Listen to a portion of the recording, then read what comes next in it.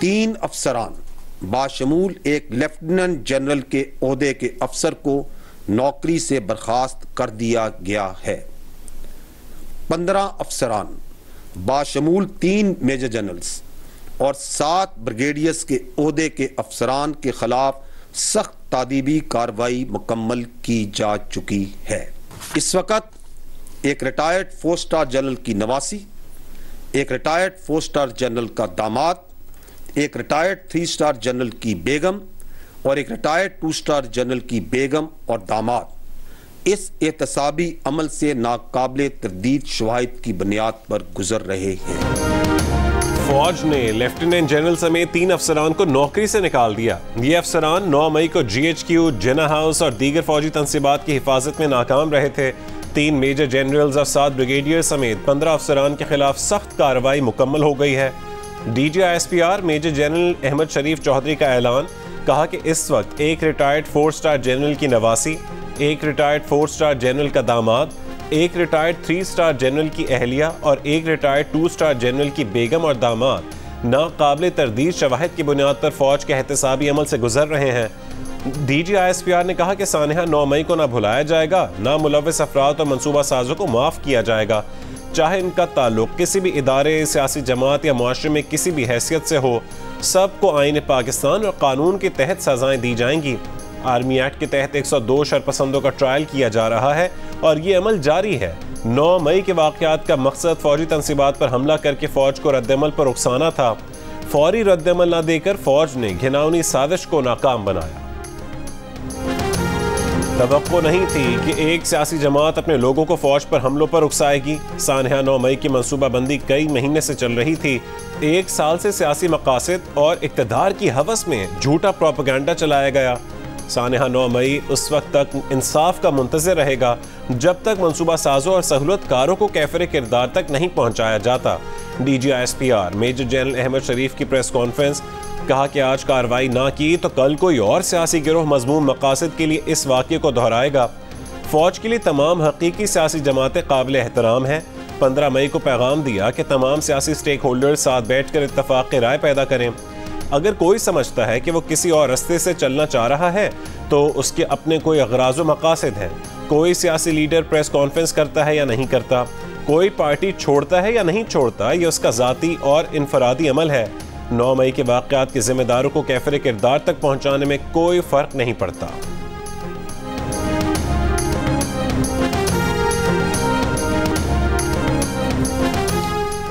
जो काम दुश्मन 74 साल में न कर सका वो 9 मई को मुट्ठी भर शरपसंदों ने कर दिखाया। DGISPR मेजर जनरल अहमद शरीफ चौधरी ने कहा कि शवाहिद से वाज़ेह हुआ कि सानहा 9 मई के पीछे 3-4 मास्टरमाइंड्स और 10-12 मनसूबा साज थे। 9 मई के मास्टरमाइंड वो हैं जो फौज के खिलाफ जहन साजी करते रहे। ख़वातीन को भी मंसूबे के तहत ढाल बनाकर आगे रखना था। मुल्क के अंदर और बाहर से सोशल मीडिया पर झूठ और मुबालगा आराई पर मबनी बयानियाँ फैलाया गया। शर्मगेज़ बयानिए से लोगों की जहन साजी की गई। सोशल मीडिया पर प्रोपेगेंडा पाकिस्तान के लिए वबा की सूरत हाल इख्तियार कर गया है। अगर अंदरूनी इंतशार का रास्ता ना रोका गया तो ये बैरूनी यलगार का रास्ता हमवार करेगा।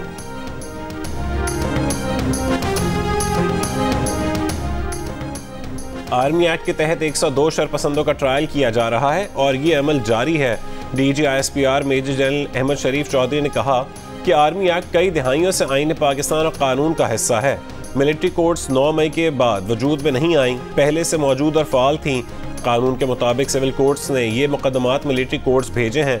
तमाम मुल्ज़िमान को मुकम्मल कानूनी हुकूक हासिल हैं। वकीलों तक रसाई का हक हासिल है। हाई कोर्ट और सुप्रीम कोर्ट में अपील के हुकूक भी हासिल हैं। मनसूबा साजों, सहूलतकारों को मंतकी अंजाम तक पहुँचाने में रुकावटें डालने वालों के साथ भी सख्ती से निपटा जाएगा।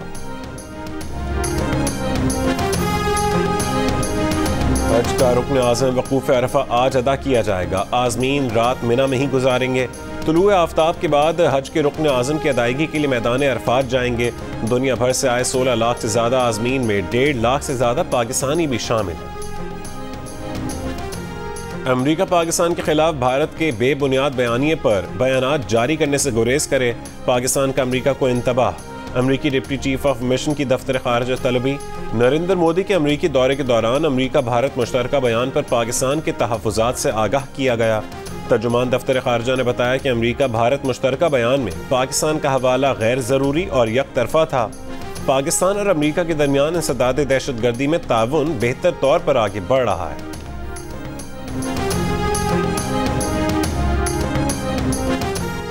तर्जुमान अमरीकी महकमा खारजा मैथ्यू मिलर ने कहा है कि पाकिस्तानी अवाम कई साल से दहशतगर्दी से बुरी तरह मुतासिर रहे हैं। अमरीका एतराफ़ करता है कि पाकिस्तान ने इस अरसे में दहशतगर्दी से निपटने के लिए अहम इक़दाम किए हैं, लेकिन अमरीका समझता है कि पाकिस्तान तमाम दहशतगर्द गिरोहों पर पाबंदी को यकीनी तौर पर जारी रखने के लिए इक़दाम करता रहे। इन गिरोहों में लश्कर तैयबा, जैश मोहम्मद समेत इनके दीगर ज़ेली गिरोह शामिल हैं। एक सवाल के जवाब में तर्जुमान अमरीकी महकमा खारजा का कहना था कि अमरीका भारतीय हुक्काम से इंसानी हुकूक से मुतालिक तशवीश का इजहार करता रहता है। सदर बाइडन ने भी अपनी प्रेस कॉन्फ्रेंस में इस मसले को उठाया है। भारत और पाकिस्तान लाइन ऑफ कंट्रोल पर सीज फायर जारी रखें।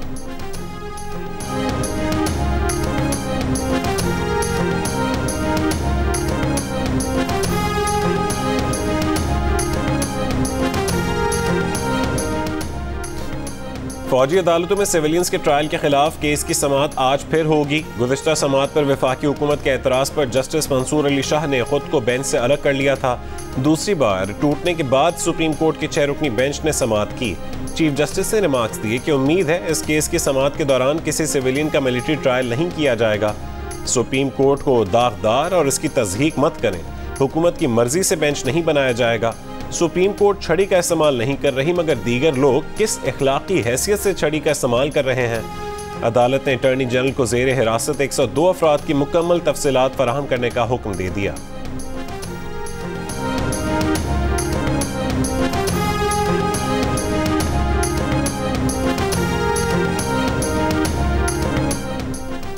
सुप्रीम कोर्ट के जज मंसूर अली शाह ने अपने फैसले में लिखा है कि बुनियादी इंसानी हुकूक के अहम मुकदमे में उन्हें फुल कोर्ट न बनाने पर तहफ़्फ़ुज़ात थे। फुल कोर्ट न बनाने पर तहफ़्फ़ुज़ात के बावजूद फौजी अदालतों के खिलाफ समाअत करने वाले बेंच का हिस्सा बने। आला अदलिया के जजेस का हलफ कहता है कि हमें अपने ज़ाती मफादात से बालातर होना चाहिए।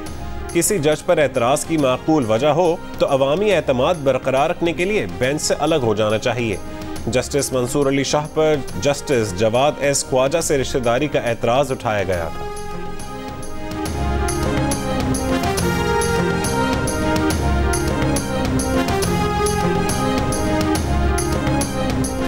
कोहे सुलेमान रेंज में मूसलाधार बारिश, धानासर के मकाम पर लैंड स्लाइडिंग, पहाड़ी चट्टाने N50 पर आ गिरी। योब DI खान हाईवे बंद हो गई। बलोचिस्तान का खैबर पख्तूनख्वा के साथ ज़मीनी राबता मुनक़ता हो गया। बड़ी तादाद में गाड़ियां फंस गईं। कोयटा योब हाईवे पर कार रैले में बह गई। एक तालिब इल्म की लाश निकाल ली गई, 2 को बचा लिया गया। ड्राइवर की तलाश जारी है।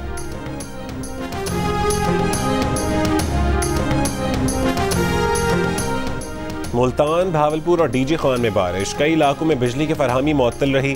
कराची के इलाकों क्लिफ्टन और डिफेंस में हल्की बारिश हुई। महकमे मौसमियात के मुताबिक आज इस्लामाबाद, पंजाब, KP, बलोचिस्तान, कश्मीर और गिलगित बल्तिस्तान में तेज़ हवाओं, आंधी और गरज चमक के साथ बारिश का इम्कान है। गुज़िश्ता रोज़ मुल्क में सबसे ज़्यादा बारिश लाहौर एयरपोर्ट पर 255 मिलीमीटर रिकॉर्ड की गई। लाहौर के इलाके पानी में डूबे रहे, ताहम बाद में ज़्यादातर इलाकों से निकासी कर ली गई। प्री मानसून बारिशों का सिलसिला 30 जून तक जारी रहेगा।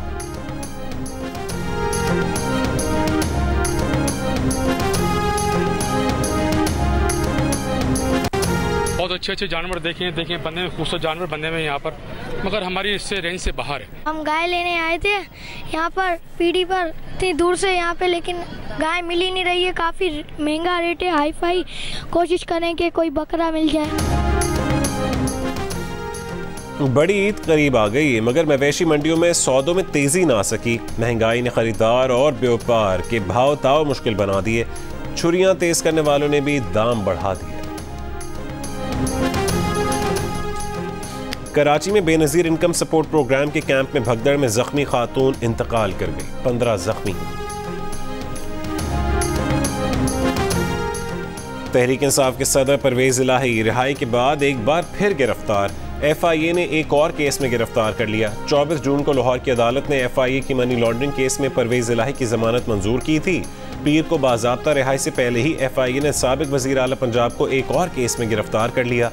लाहौर की अदालत ने जिस्मानी रिमांड की इस्तदा मुस्तरद करते हुए परवेज इलाही को जुडिशल रिमांड पर जेल भिजवा दिया।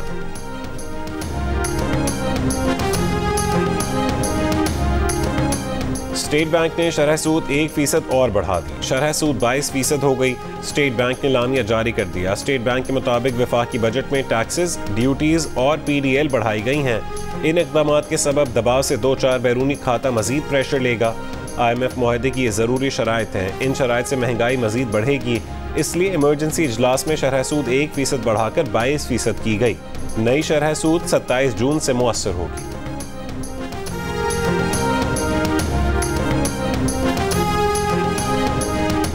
वज़ीर ख़जाना गिलगित बल्तिस्तान जावेद मनवा ने 18 अरब रुपए खसारे का बजट असेंबली में पेश कर दिया।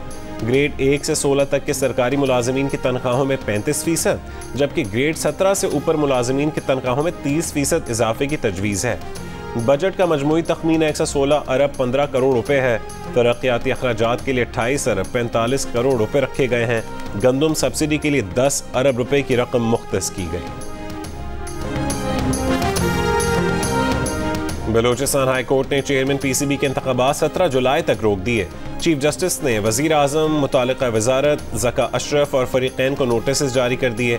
PCB मैनेजमेंट कमेटी के साबिक रुकन गुल मोहम्मद काकड़ ने इलेक्शंस चैलेंज किए थे। PCB चेयरमैन के इलेक्शन आज होना थे, लेकिन अब इन इलेक्शंस के लिए 17 जुलाई तक इंतजार करना होगा। कुछ दिन पहले पीपल्स पार्टी ने ज़का अशरफ को चेयरमैन PCB बनाने का मुतालबा किया था। नजम सेठी ने चेयरमैन PCB की दौड़ से दस्तबरदार होने का ऐलान किया था, जिसके बाद वज़ीर आज़म शहबाज शरीफ ने ज़का अशरफ को चेयरमैन PCB बनाने के लिए गवर्निंग बोर्ड की रुकनियत की मंजूरी दी थी।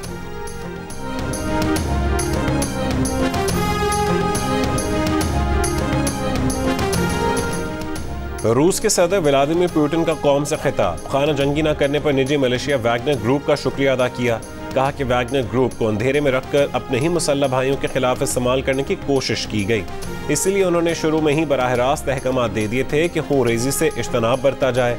वैगनर ग्रुप में शामिल अहलकार वजारत दिफा या किसी और इदारे में शामिल हो जाएं या फिर मुलाजमत छोड़ दें। जो बेलारूस जाना चाहता है उसे मुल्क छोड़ने की इजाज़त होगी। बगावत करने वालों ने मुल्क को धोखा दिया। भाई के हाथों भाई का खून बहाने की साजिश वही अमल था जो यूक्रेन में रूस के दुश्मन और उनके मगरबी सरपरस्त चाहते थे कि बिल आखिर रूस को शिकस्त हो, मुआशरा तकसीम हो जाए और खाना जंगी हो।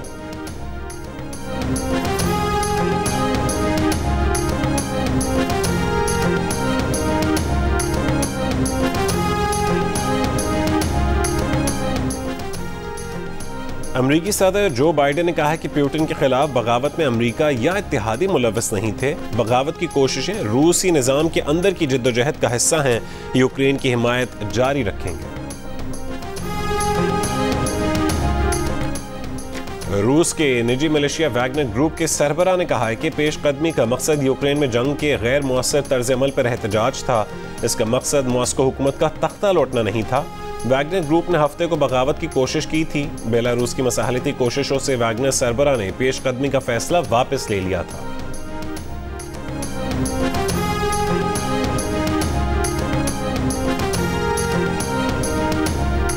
भारत को इंतहाई मतलूब गैंगस्टर गोल्डी बरार की सलमान खान को एक बार फिर कत्ल की धमकी सलमान खान के करीबी दोस्त को भेजी गई, ईमेल में दी गई। कनाडा में मुकीम गोल्डी बरार ने कहा है कि अदाकार सलमान खान हमारा टारगेट है, उसे ज़रूर कत्ल करेंगे। मामला ख़त्म करना है तो सलमान गोल्डी बरार से बात करें।